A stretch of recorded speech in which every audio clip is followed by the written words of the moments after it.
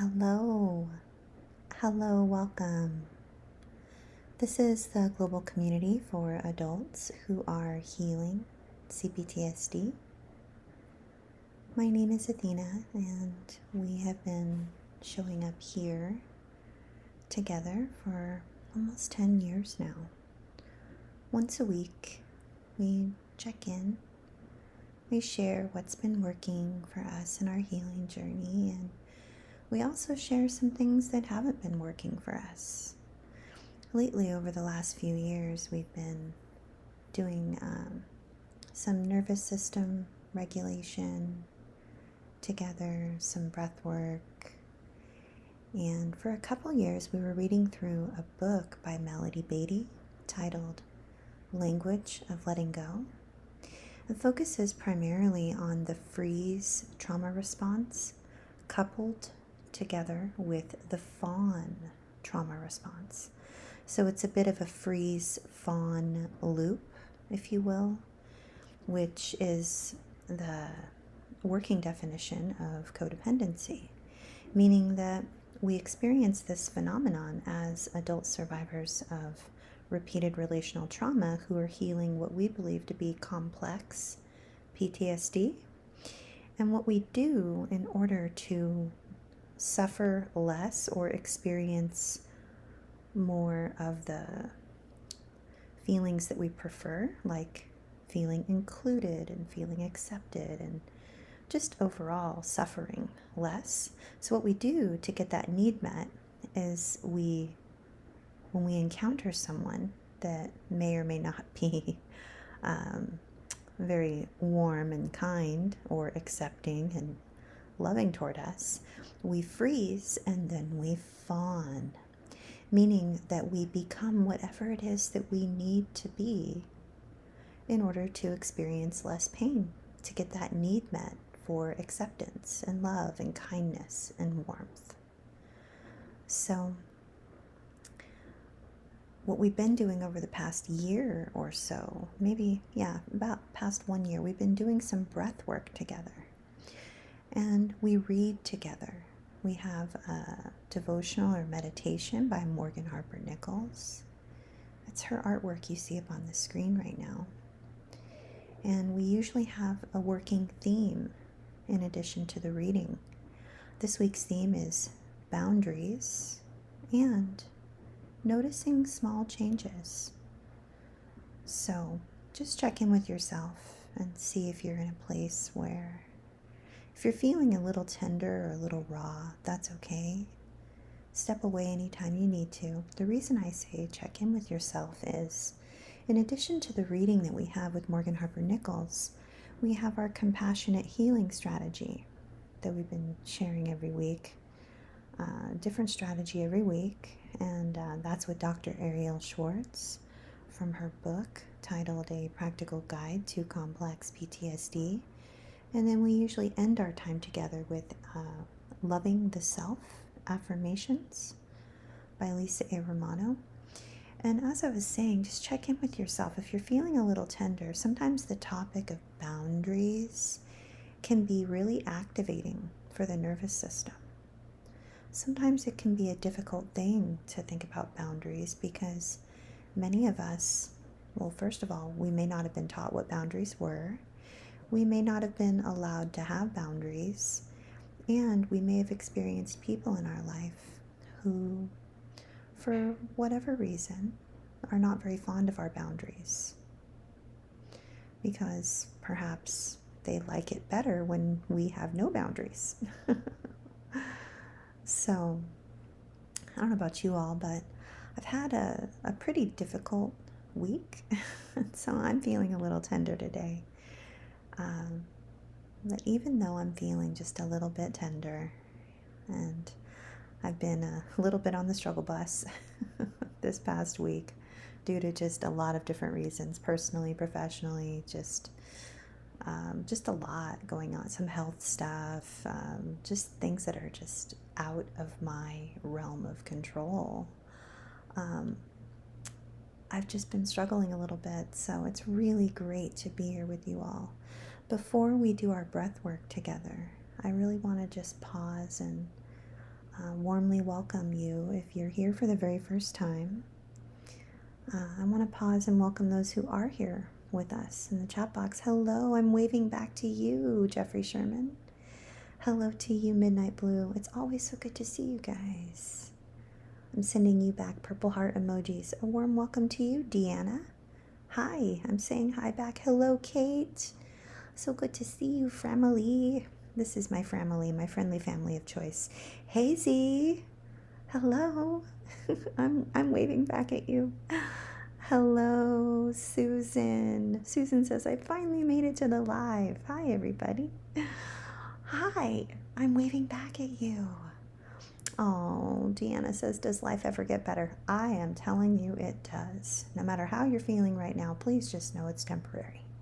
If you're feeling fantastic and you've had a great week, it's temporary. And if you're on the struggle bus, like me, it's temporary. It's got to get better because I got too much going on right now. This can't last long. Hello, John Harvey, and hello, Ninja Taco, my Blue Wrench crew. It's so good to see you. My hand is on my heart. I'm just filled with so much gratitude that you're both are here, and it's wonderful to see you as always. Oh, yes, Jeffrey Sherman says it does get better. It's always possible. Don't lose hope. Yeah. Hello, Emily. I'm so glad to see you. Emily says, hello all. Finally got to the live TV so I could actually hear Athena. Oh, I'm so glad. She says laptop speakers are no good. I agree. And sometimes laptops themselves are just not my favorite. I was leading a support group this morning and my computer completely died right in the middle of the group. I mean, you're leading a support group for trauma survivors and then you just disappear. It's not ideal, really just not ideal. So, yeah. Oh, Susan says, so this week has been big with boundaries in my life. Wild. Thanks for sharing. Oh, you're welcome. John Harvey says, surviving. LOL. Oh, John, I'm sorry. It's gonna get better. Hello, Sharon. Hello to anyone else I didn't greet by name. So good to see you all. Yes, Emily says, trying so hard to remember the times I've made it through other struggle buses.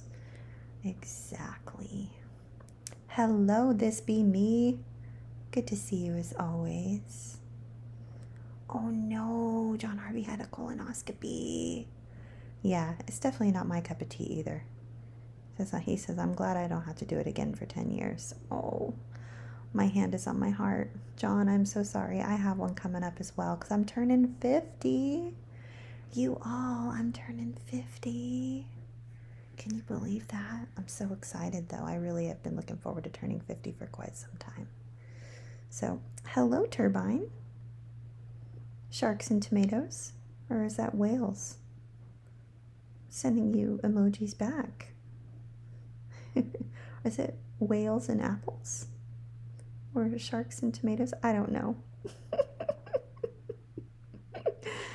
Forgive me for not knowing. So yeah, just pause and check in with yourself. And if you're feeling a little bit tender, just consider stepping away after we finish reading our Morgan Harper Nichols. Because, sometimes, now the reason I say this is because we are beginning a 3-week series on over-identification with an abuser and having these boundaries in place and really just checking in with ourselves about some of the difficult, painful things we've been through from the time we were children. If that's not something, you're ready for, that's okay. No shame. You step away, you practice compassionate self-care, and Dr. Ariel Schwartz is offering us some really thought-provoking journal prompts this week. Some of them very thought-provoking, others very empowering, and then we have a very empowering and uplifting affirmation at the very end. So let us begin. while I am getting a sip of water, I want to invite you to get very, very comfortable. As always, I'll describe my setup for you. My feet are out in front of me, propped up, so I can get a nice big yawn when we do our breath work. And always remember that if breath work is not your cup of tea, and if holding your breath or doing any type of guided breath work is uncomfortable for you, you can just skip it. I'm just glad you decided to be here. I want to invite you to put one hand on your heart and one hand on your belly, and you can simply be with your breath. You can just be with your breath. You don't have to do the guided breath work where we all breathe together. You don't ever have to do anything you don't want to do. You're an adult. You get to change your mind 100 times a day, every day. Okay? And no one can make you do anything. So I'm going to get a sip of water. I'm going to silence all of my notifications so that we don't get interrupted, except for when I have to be interrupted in like 15, 20 minutes because they're painting my parking garage area place in my apartment today, and I have to go move my car. So at like a specific time, you have to move your car at a specific time. So it's like right in the middle of the day, but what are you going to do? So we're going to go ahead and we're going to do our breath work. I'm going to get a sip of water. I'm going to invite you to get very comfortable.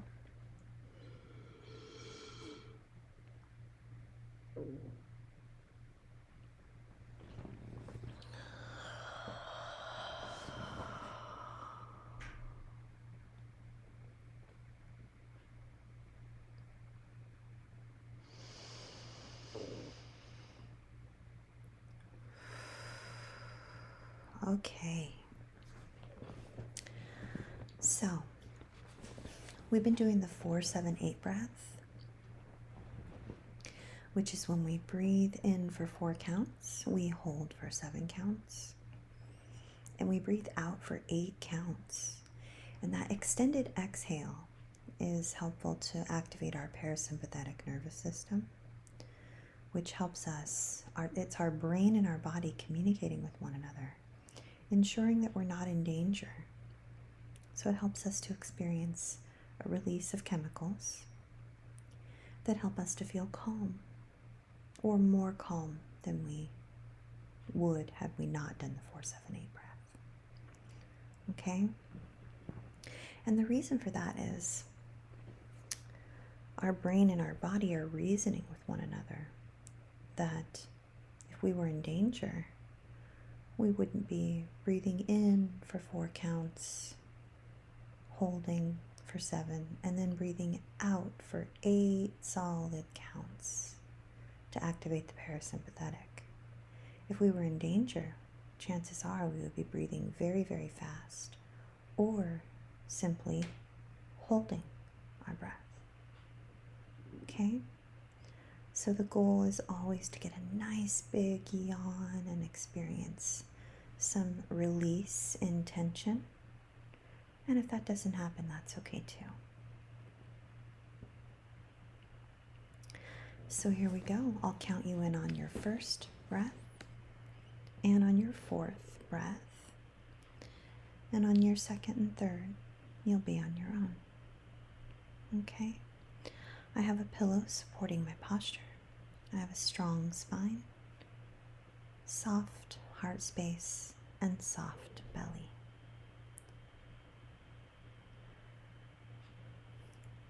Let us begin in 3, 2, 1. Inhale. 3, 2, 1. Hold. 2, 3, 4, 5, 6, 7. Exhale. 2, 3, 4, 5, 6, 7, 8. On your own now.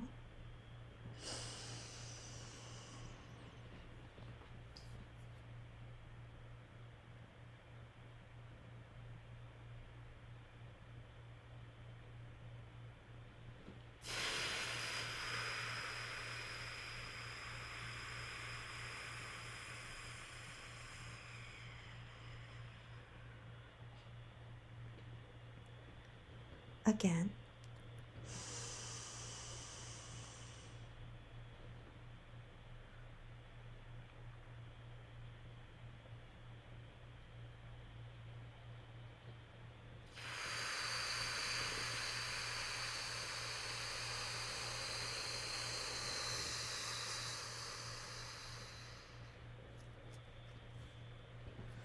Last time. Inhale in 3, 2, 1. Breathe in 3, 2, 1.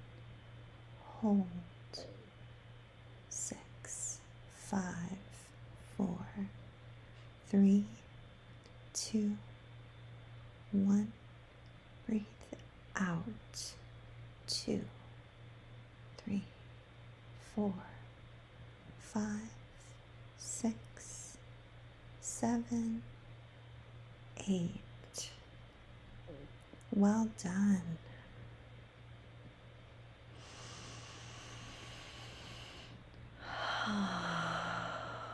I got a nice big yawn on that second breath. Ooh, I got another one. How about you? Did anybody get a nice big yawn?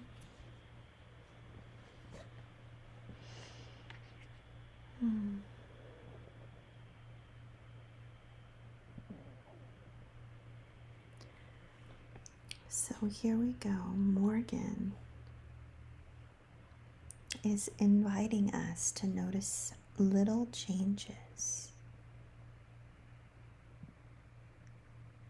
Kate got a tiny yawn and Z got a big yawn and an ear pop.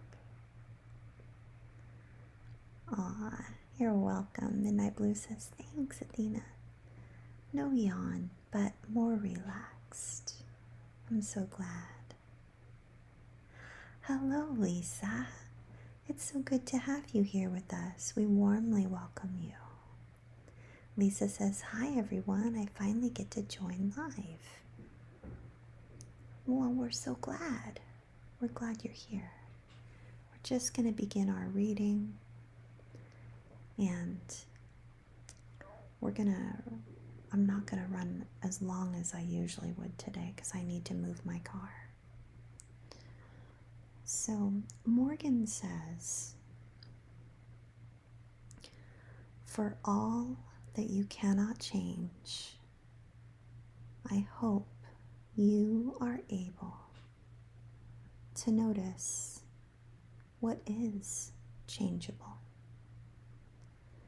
I hope you are able to notice how even as the sun changes position in the sky and the sunlight that graces the walls shifts and changes, perhaps there are ways that you are changing too. Subtle ways that most people might not even notice. It's not uncommon to go a whole day without paying attention to exactly where the sun is positioned in the sky, and yet the sun moves, and it moves, and moves, and we do too. We change even when others don't notice, and maybe others don't notice either. So perhaps with all this considered, there is room for good change that might not always be easily recognizable, but it's still there, and it's worth creating space to notice what might change. Because maybe the way we encounter joy might change. Maybe a vibrant, enriching joy has been waiting for us all along, but it's tucked in small things we might have overlooked. Look for good change, however you can find it, and let it build into a daily awareness of noticing when things shift and change and the sunlight shines in.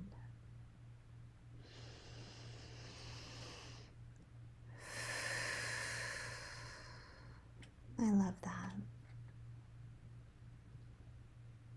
You know, I usually am not extremely mindful of where the sun is in the sky.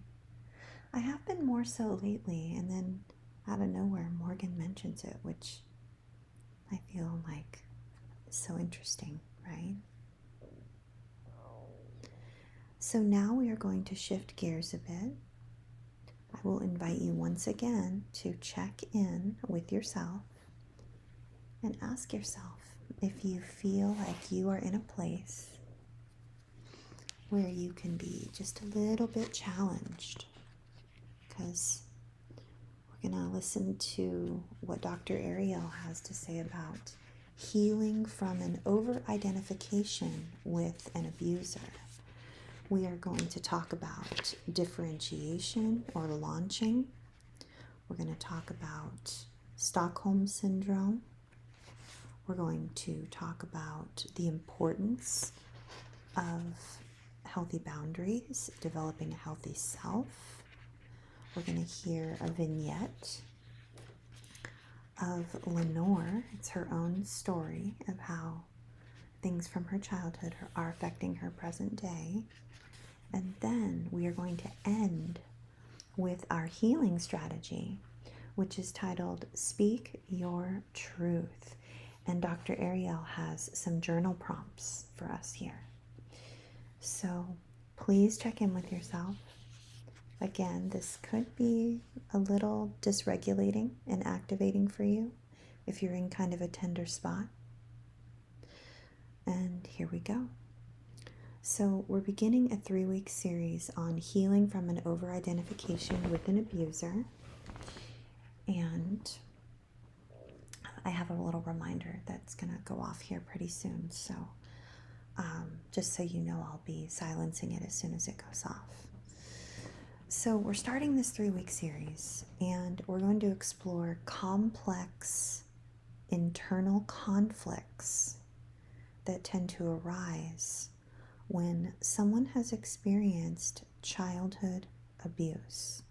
So almost all of our community members here on our channel, if you've been following this channel for any number of years, we've been here for almost 10 years, you know that we talk directly to adult survivors of childhood abuse. Okay, so if that's you, you're in the right place, and this could be activating for you. So be gentle with yourself and go gently. If you gotta go, you gotta go, okay? But don't white knuckle it through anything. You only need to consume media that is helpful and supportive for your own healing journey. So again, we're starting this 3-week series on over-identification with an abuser, trauma bonding, Stockholm Syndrome, and how important it is that we have boundaries and protect ourselves, especially now that we're adults, right? So we have these complex internal conflicts that tend to arise when we've experienced this childhood abuse and long-term trauma for anyone. It can lead to us carrying these distorted thoughts and feelings about an abuser. So for example, we might idealize loved ones or parents who were in reality very hurtful. Or we might feel as though our abuser still has control over our life, present day, even though we're adults. So we're going to focus on developing the boundaries that are going to help us find freedom from over-identification with an abuser. Okay? So we're going to hear a story from Lenore, and then we're going to hear what Dr. Ariel Schwartz has to say about Lenore's story. So Lenore says, I feel overwhelmed just thinking about going home to visit my family. Part of me wants to see my parents. I miss them. But there's also this part of me that feels terrible during the visits. Going home involves seeing my brother and my neighborhood friends, and none of them know about the chaos that happened behind closed doors of my home. My parents were often yelling, and my father would hit my brother. I felt helpless as a kid. I was never able to protect him. And I still feel like I have to keep the secret. And I feel like I did something wrong.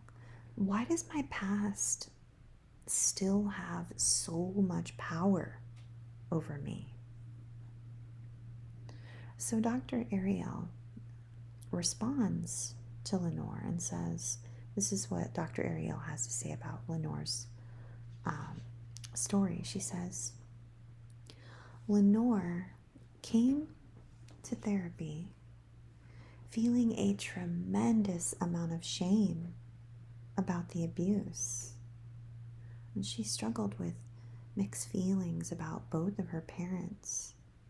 She didn't understand how her father could be so loving to her, but so hurtful to her brother. And she wondered why her mother never protected her brother. And she was confused about why she never spoke to her neighbors or teachers about what was happening at home.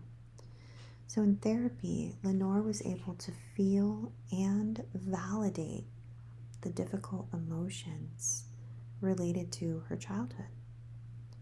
She was able to recognize that she had felt betrayed when her mother didn't protect her brother.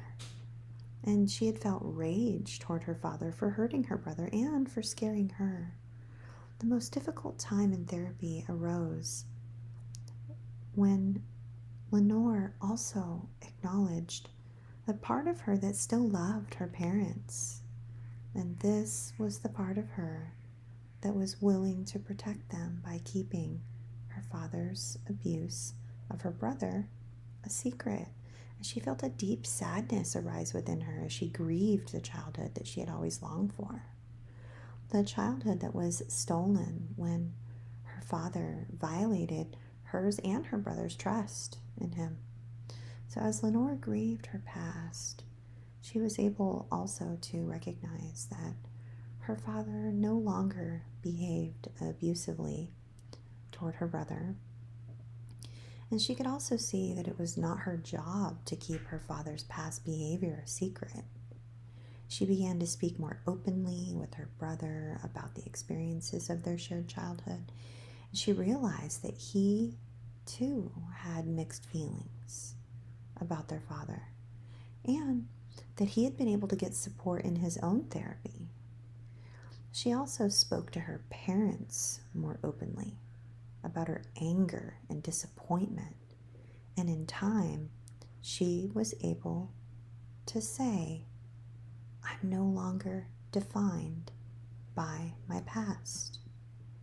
These realizations allowed her to resolve her inner conflict about going home to visit her family.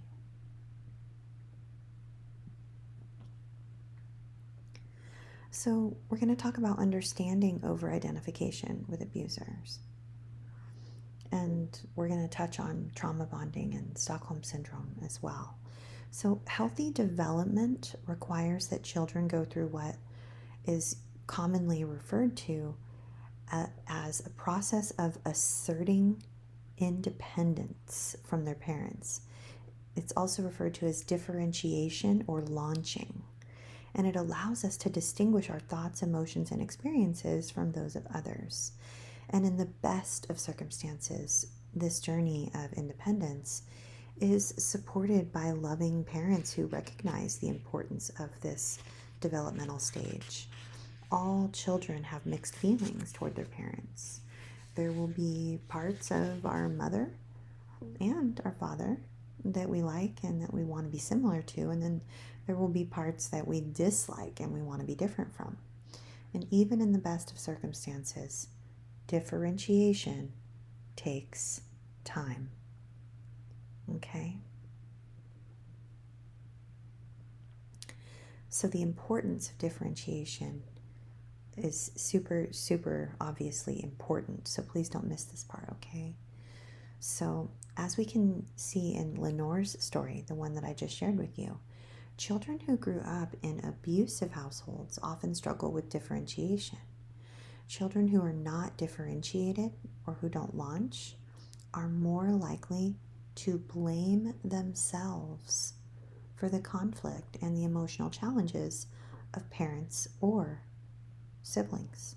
For example, they might feel responsible for episodes of domestic violence, or they can also carry unrelenting feelings of guilt if a sibling completes a suicide attempt.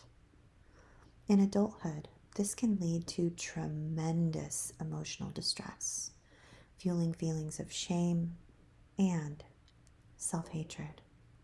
So part of the reason that differentiation can be difficult is that all children have an innate biological drive toward attachment.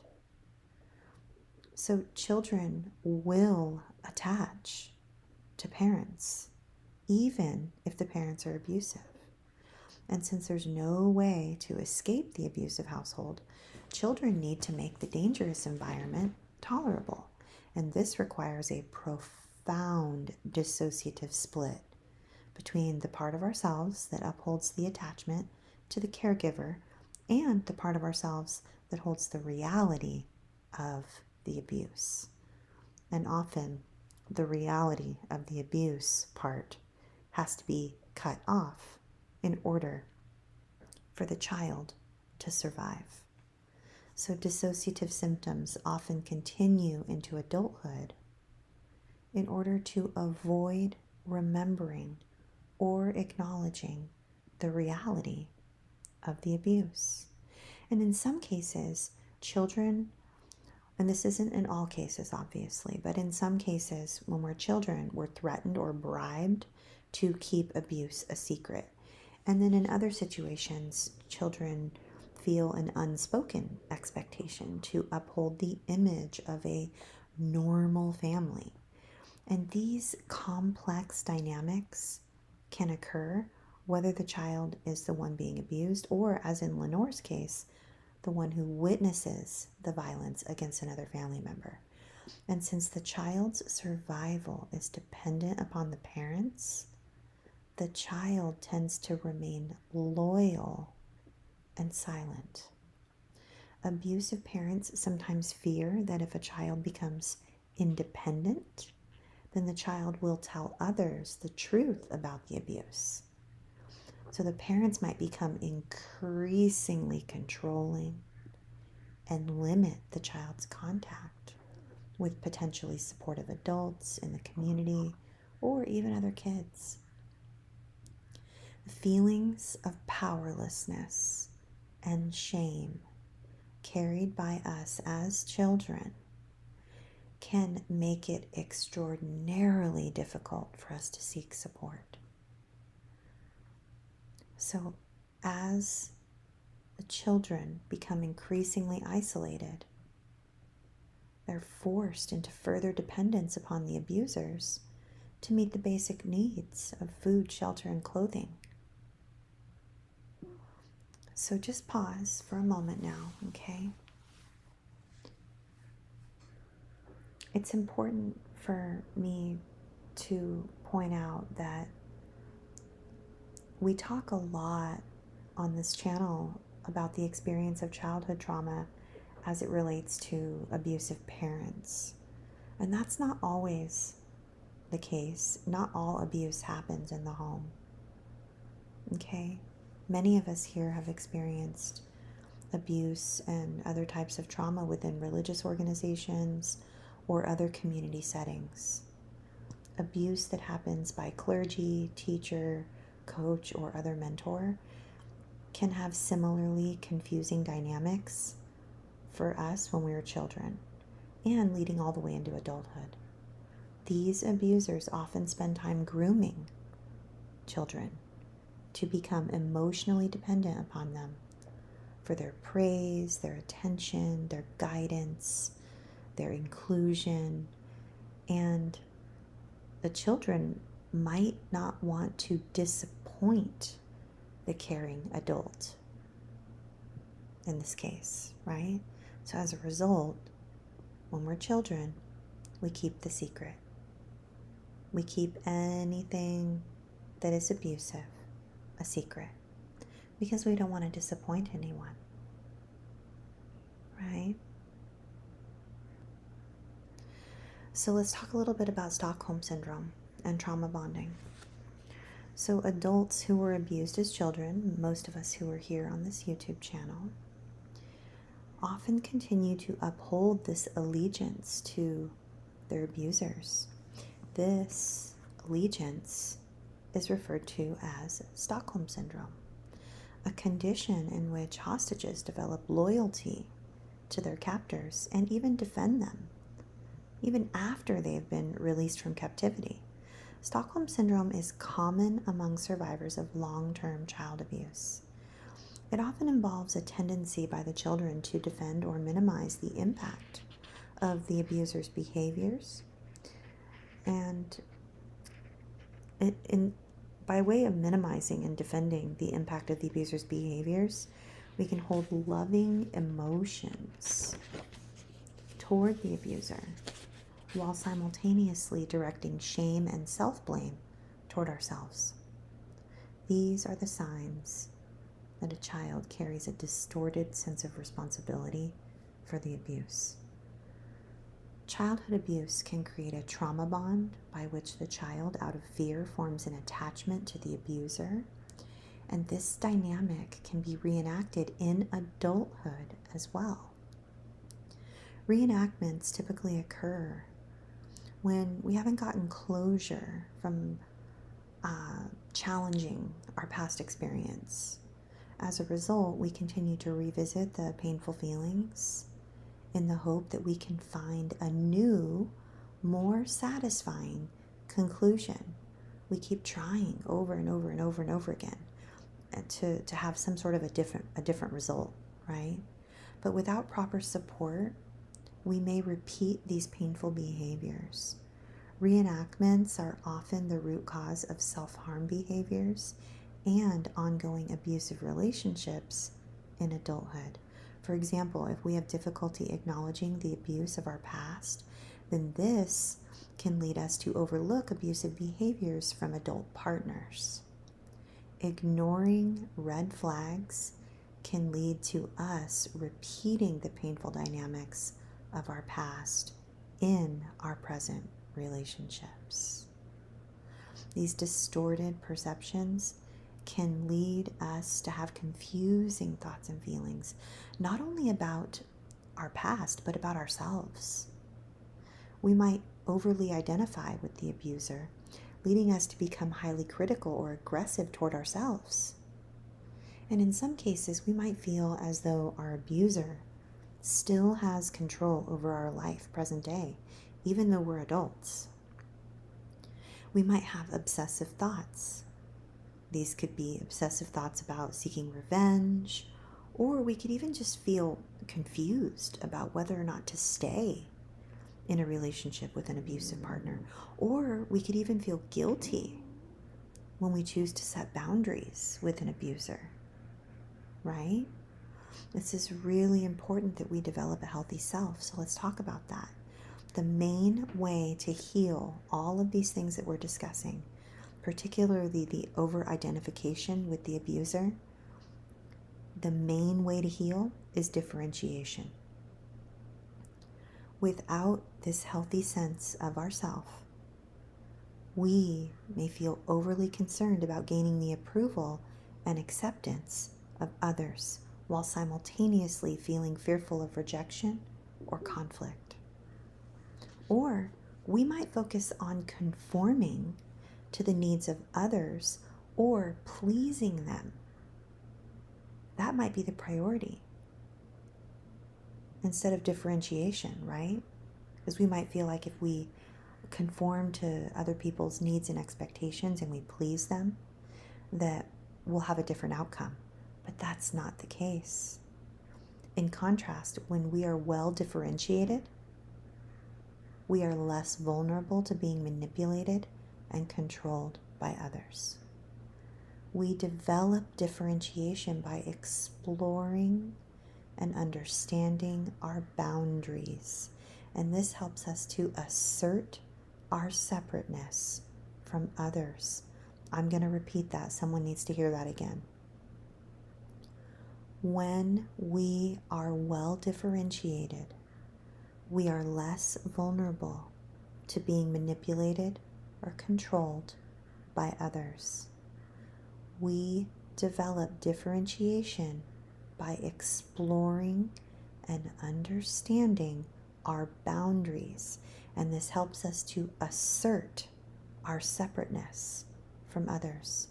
These boundaries can also help us to recognize that the voice of our inner critic or any urges we have to self-harm are internalizations of our abusers. I'm going to repeat that again. Our boundaries can help us to recognize the truth. And the truth is that the voice of your inner critic or any urges that you may have to self-harm may be internalizations of your abusers. And as a result, guess what? We can set limits with those parts of ourselves. We can set limits and boundaries with our inner critic. We can establish and maintain healthy boundaries with not only abusive and neglectful and chaotic others and toxic others, but with our inner critic, with ourselves. When we successfully differentiate from an abuser, we may decide to completely separate ourselves from the abuser, either because their actions were unforgivably atrocious or because they continue to be manipulative or abusive. And just remember, it's okay if you don't choose to completely separate. Should you choose to stay in relationship with someone who was once abusive, when you have well-developed boundaries, it makes it easier and safer to be in contact with that person. According to trauma expert Dr. Judith Herman, author of Trauma and Recovery, healing from an over-identification with an abuser involves a grieving process. A grief process as you confront the painful dynamics of your family of origin. And as you let go of your childhood longing to be taken care of, you simultaneously increase your sense of responsibility for your life now, in which you identify your values and strengthen your boundaries. And when you are aware of what is important to you, you can better stand up for your needs and focus on fulfilling your life goals. Okay?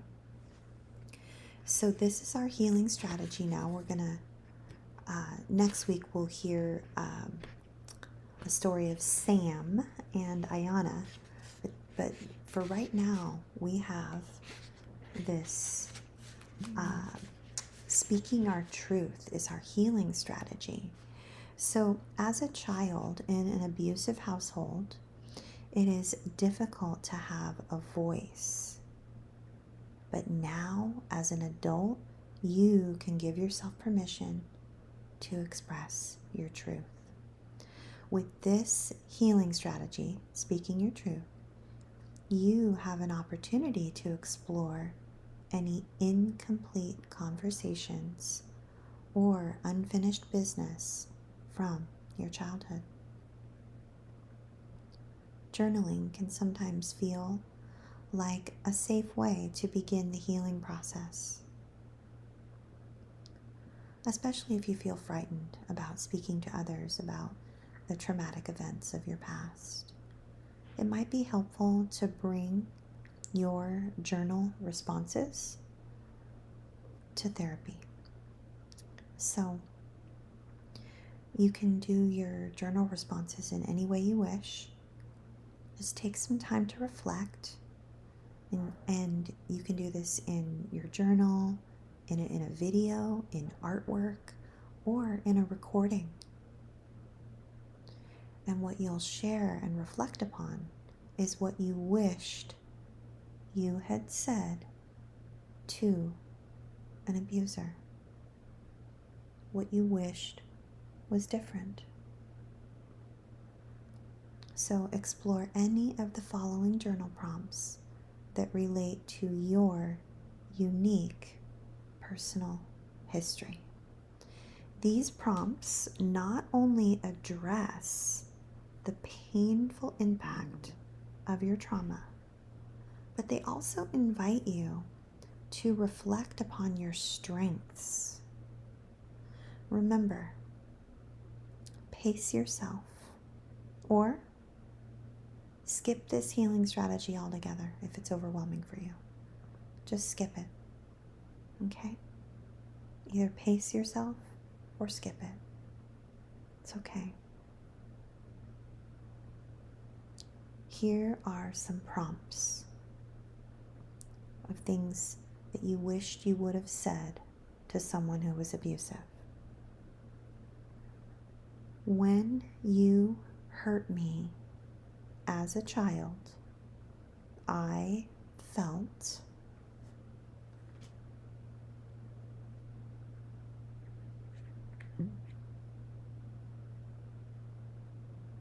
the worst thing that you said or did was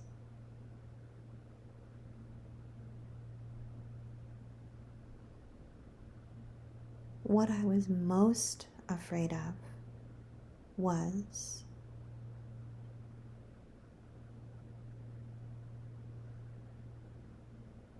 the physical impact of the abuse was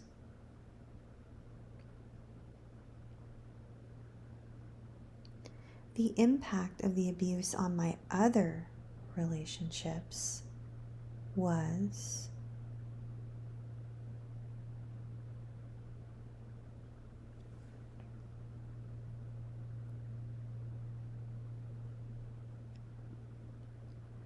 what I wish I had said to you then, but never told you, was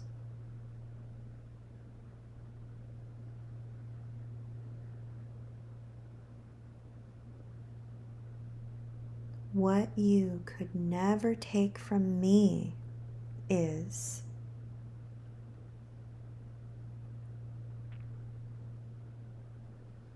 I know I am strong because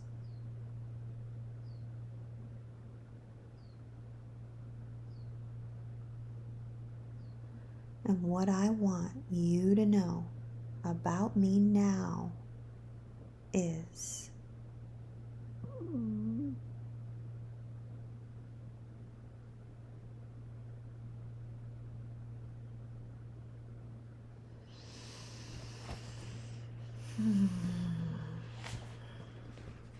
let's take a deep breath together and practice some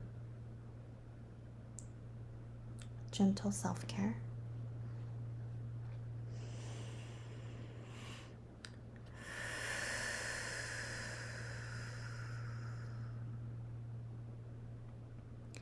Yeah, Susan says that was a lot. I think I need to do this exercise with my therapist together. Absolutely, yes. Yeah. Definitely anything that feels too activating or overwhelming, just skip it or do that with your therapist for sure.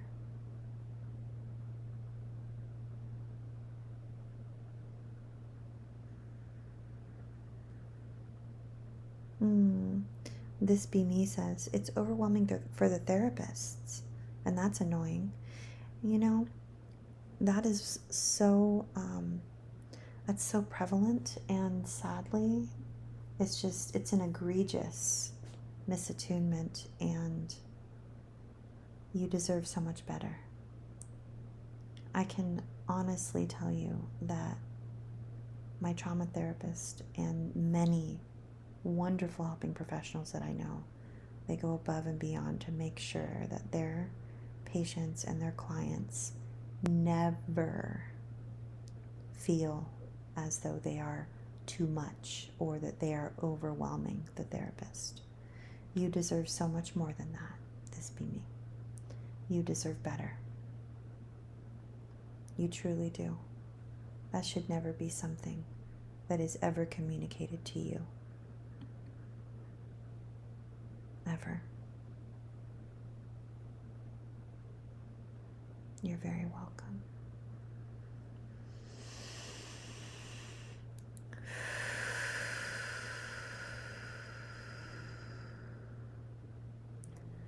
So let's end our time together with our loving the self affirmation.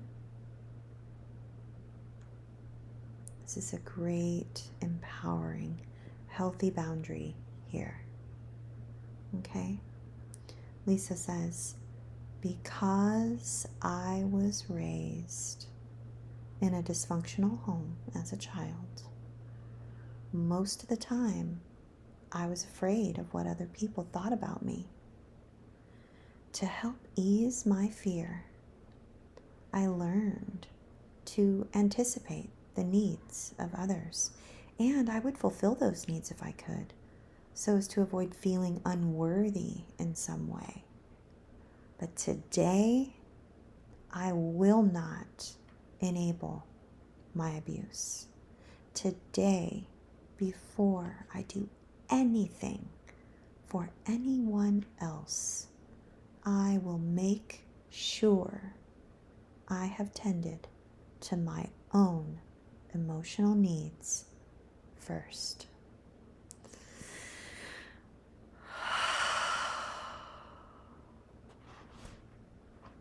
Yes, because we are worth it.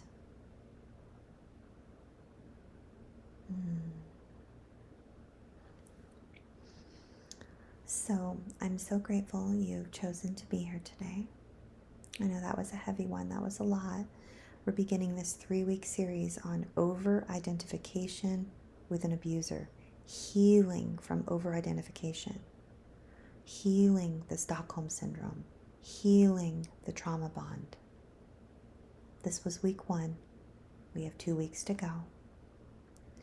I will be back here with you next Monday and every Monday, 4 p.m. Pacific, 7 p.m. Eastern. And in the meantime, I will see you over in our community. Here's a link in the chat box. There's also a link in the description section. Or I'll just see you right back here next Monday and every Monday. But in the meantime, please be extra kind, extra patient, and extra gentle with yourself, because you're worth it. Good night, everybody.